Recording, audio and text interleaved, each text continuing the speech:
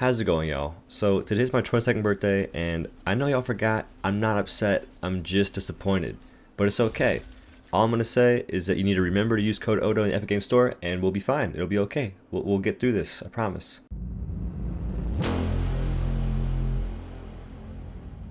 What's up, guys? My name is Doe, and today's video is gonna be on a bunch of axe builds I use in Dauntless, and these are the builds I use on pretty much every behemoth. It's going to be 3 builds, and I might include a 4th. We'll see what happens. But the one thing to understand is that every single build I'll be displaying is going to have a cell called conditioning, and that is because there's a current bug where if you're charging your axe at 0 stamina, it'll just cast if you're doing a light attack or an overhead swing. So you cannot charge it to get extra damage or to generate more determination stacks by getting meter gain for your axe.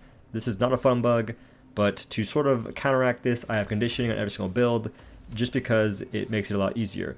And even if the bug was gone, unless I'm going for crazy kill times, I would still use conditioning because it makes the axe a bit more nicer to play, I would say.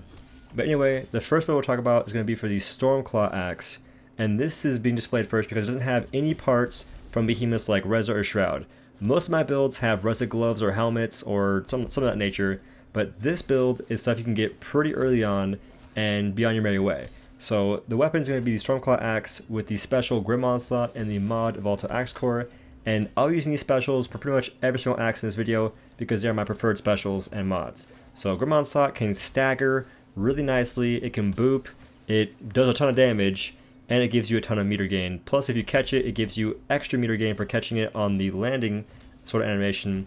And Volatile Axe Core gives you static damage, which is like an AoE when charging your axe.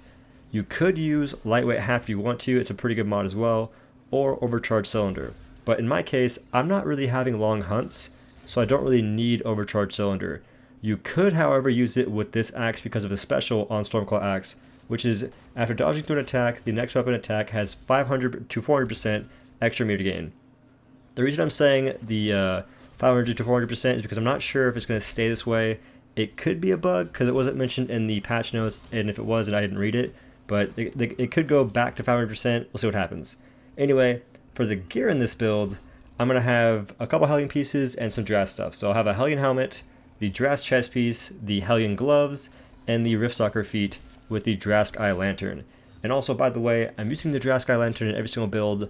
Most, or not most, but a couple axe players like using Embermane Lantern over Drast Lantern because Embermane Lantern gives you an instant cast which gives you attack speed.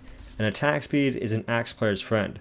Well, in my case, I kind of like having the instant cast for damage and the very easy to aim and use and get use out of hold to cast, which is a lightning bolt.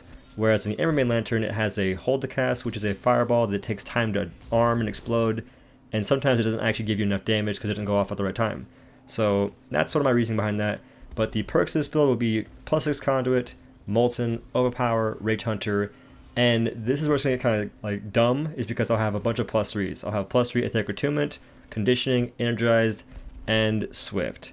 So I don't really want to have 2 Swift cells or 2 Feather Slot cells, but my feat options are not very good.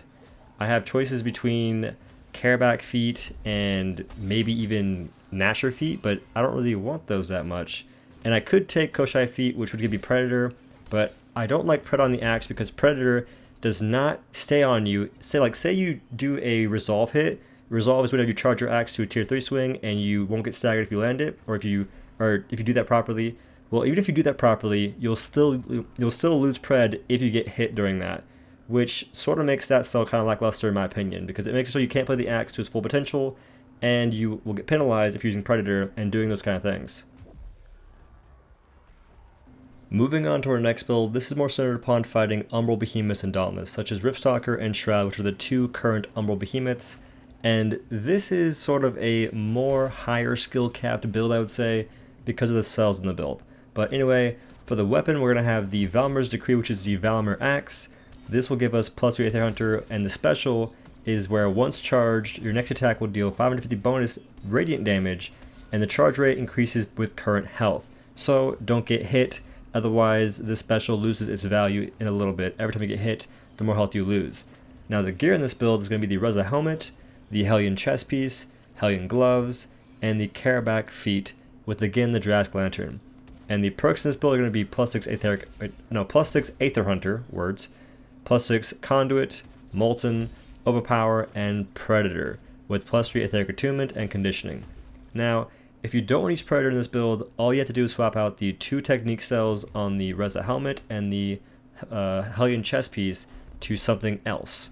If you want to use Wild Frenzy, Evasive Fury, Cunning, which I wouldn't suggest, but you could, Adrenaline, use whatever you want to.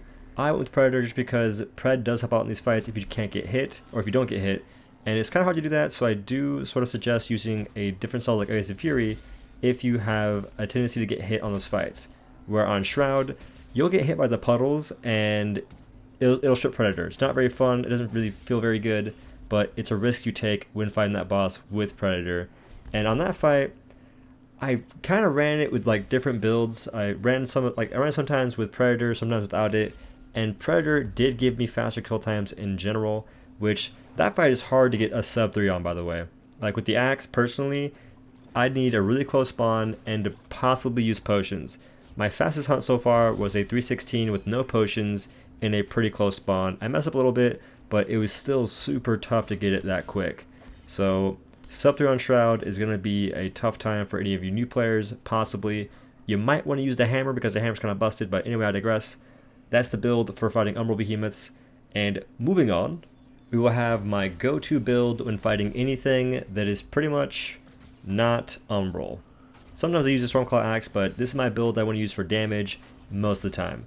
So I'll have the Riftstalker Axe, which would be called Stalker's Mercy, and this gives you +3 Wild Frenzy as a stat. Not really a big fan of that with this kind of build, but you can't change that. Now the special is what makes it good. So dealing damage is a chance based on damage dealt to generate a Shadow Orb that increases damage dealt by 2.5% for 5 seconds. If 5 or more orbs are present, the bonus doubles. Now this special is meant to be hard capped at 8 orbs, which will give you 40% extra damage, which is pretty nice. There is one issue right now that I've seen, and like Pred help pointed it out to me, and that is that your orb count is sort of weird when you're trying to generate it. It feels like there's like a weird soft cap at 4 orbs on some hits, like 3 to 4 orbs. Some hits will generate just that and nothing more, and before it would generate probably 8 or 6 or 6 or 8. And right now it's generating like 3 or 4, which is not a good thing because it decreases your total damage. I'm not sure that works. Hopefully we'll get like some more information on that. But for the gear in the build, we're going to have the Reza helmet, Koshai chest piece, Koshai gloves, and the Careback feet with, again, the Jurassic Lantern. So the perks of this build are going to be +6 Etheric Attunement, Conduit, Evasive Fury, Overpower, Predator, with +3 Conditioning, and +3 Wild Frenzy. I don't really want Wild Frenzy again, but what can you do? Now, this is a pretty, textbook definition of a flawless build, minus the Wild Frenzy. Again, don't really want that. I wish this build had Cunning or anything but Wild Frenzy. Like, honestly, why doesn't the Stalker Axe have Predator or Cunning? Whatever. That's what I want to happen, but I digress. Or actually, no, Evasive Fury would be good too, but again, whatever. So to play this build properly, you have to be dodging a lot, and that can be kind of hard with the axe because the axe requires stamina to charge any of your attacks.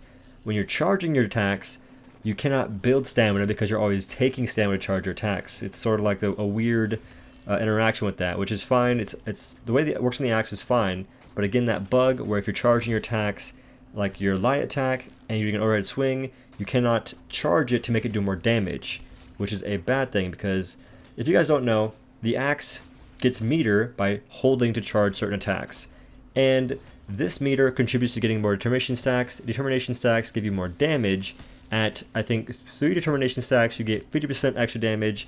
At 4 it's like 70 to 75%. I'm not sure exactly which one, but that's a ton of extra damage, and that is being sort of botched by the fact that you can't really charge it unless you have stamina, which I'm debating on making a Skullforge build for the axe, and I might make one for the sword as well, just for funsies, just to do it. We'll see what happens, but that is sort of like the big old deal with the axe. And the last build I won't really discuss is going to be one for the Hellion weapons, because I make so many builds on Hellion weapons, I don't feel like discussing the build on stream, or not on stream, in this video, and instead I'll just leave a link to it in the description. So if you use the Hellion weapon against a Frost Behemoth, go ham. I might also include one for the Boreas axe in the description as well, so keep a lookout for that. But that is basically the end of this video, guys. If you liked it, leave a like, and if you want to, please share it or leave a comment. It helps out the channel immensely. And let me know what you want to see next. A lot of my recent videos have been made because people make comments like, hey, I want to see a repeater guide video. I want to know how certain cells work. So I made those videos, which the cell video was awful to make. That took me way too long. It was like a 17-minute video, and that wasn't very fun, but I still did it. But hey, if you guys want to check out my Twitch stream where I'm a Dauntless partner, which kind of matters, not really. I have a flare, it's pretty nice, I like it. If you want it, you can subscribe on Twitch, you know what I'm saying? Tier 1 gets a sub, whatever you want to do, just go ham. But I'm a very interactive streamer on Twitch. I pretty much talk about the game the whole time, other stuff, just random cool stuff. People like my streams, I don't know why. They attend them, they hang out, which is much appreciated, and I can't say thank you enough. And aside from that, I also have a support code on the Epic Games Store, so if you want to use code OhDough at checkout, either on the Epic Games Store or in Dauntless, to support a young Douglas creator near you. It's me. They call me Douglas. It's a nickname. Don't worry about it. But that helps me out immensely.